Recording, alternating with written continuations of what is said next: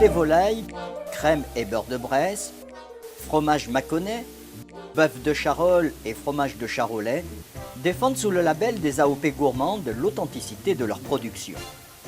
Leur typicité révèle la richesse de la Saône-et-Loire, des milieux particuliers, apprivoisés par le savoir-faire des hommes pour en tirer durablement le meilleur. Le tout dans des paysages remarquables, véritable écrin spécifique à chacune des AOP. Porte-drapeau des AOP en Saône-et-Loire, la volaille de Bresse a obtenu en 1996 l'appellation d'origine protégée. Une reconnaissance due notamment aux principales caractéristiques de son élevage, 10 mètres carrés par poulet de parcours herbeux, afin de trouver lui-même un tiers de son alimentation, une nourriture constituée de maïs, de blé et de céréales, produite sur la zone AOP de Bresse. Sans oublier bien sûr les produits laitiers. C'est la seule volaille à qui on donne du lait tout au long de sa croissance. Sa durée de vie minimum est également hors norme, 4 mois pour les poulets, 5 mois pour les poulardes et 9 mois pour les chapons. Sachez également que la volaille de Bresse possède un parfum spécial qui l'a fait rechercher des gourmets les plus exigeants. Viande exceptionnelle, le bœuf de Charolles tient ses principales qualités à la richesse des herbages et au mode d'élevage. Les bovins pâturent jusqu'à l'âge de 2 ans et avant l'abattage, les bêtes sont fleuries par un engraissement de 4 à 6 mois.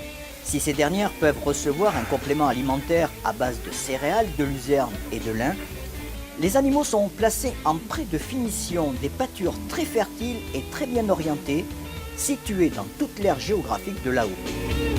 Grâce à ce fortifiant naturel, les bovins gagnent du muscle et du gras persillé au cœur de la viande.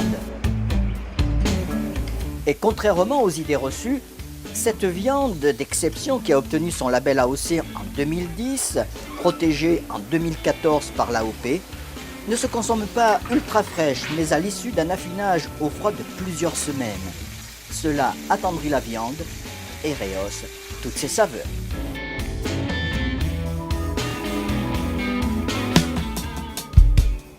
N'est pas fromage charolais de chèvre qui veut. Seuls les fromages portant cette étiquette peuvent se prévaloir de l'appellation charolais.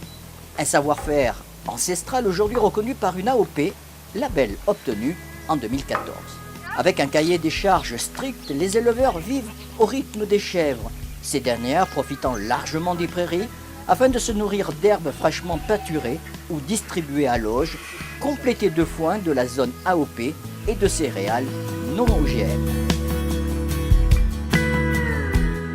Obtenu à partir d'un cahier de type lactique, moulé à la louche, salé à la main, tourné 2 fois quotidiennement puis affiné 16 jours minimum, ce fromage exceptionnel de forme cylindrique légèrement bombé exhale un petit goût salé et doux aux arômes de végétaux d'herbe, de foin et de paille fraîche, évoluant avec l'âge vers des arômes plus affinés de sous-bois, de champignons et de beurre. Il se révèle aussi être un ingrédient de choix dans l'élaboration de différentes recettes de cuisine. Autre fromage, autre AOP, le mâconnais.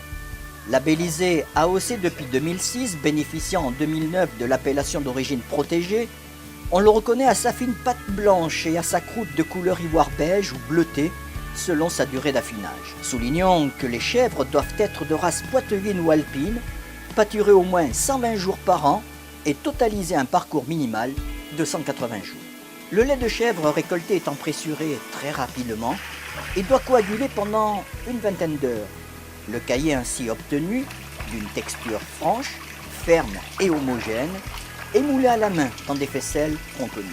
Il est égoutté pendant 24 heures, salé puis démoulé. Quant au temps d'affinage, il dure une dizaine de jours. A l'inverse du charolais, le mâconnais n'est jamais retourné, ce qui lui donne sa forme si particulière.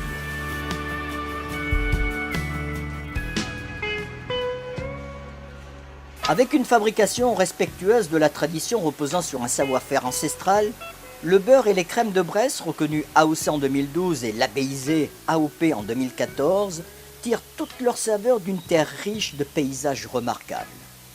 Grâce à une alimentation mixte des vaches, le beurre de Bresse se distingue par une couleur jaune qui varie en raison de la diversité de la flore des prairies et selon les saisons. Baratté de manière traditionnelle, ce dernier est particulièrement tendre, souple et aéré. À la dégustation, il révèle, à qui sait les déceler, des notes herbacées, florales et de fruits secs. La fabrication du beurre intervient après la maturation de la crème. Côté crème, justement, on en distingue deux types. La première, qui affiche un taux de matière grasse de 36% minimum, se caractérise par ses différents parfums, mais aussi par des notes d'acidité et de fraîcheur. La seconde, marquée par une maturation biologique lente, révèle une texture épaisse, une acidité plus marquée et une palette aromatique très développée. Enfin, notez que ces trois produits sont très prisés par les chefs en raison de leur goût et de leur bonne tenue à la cuisson.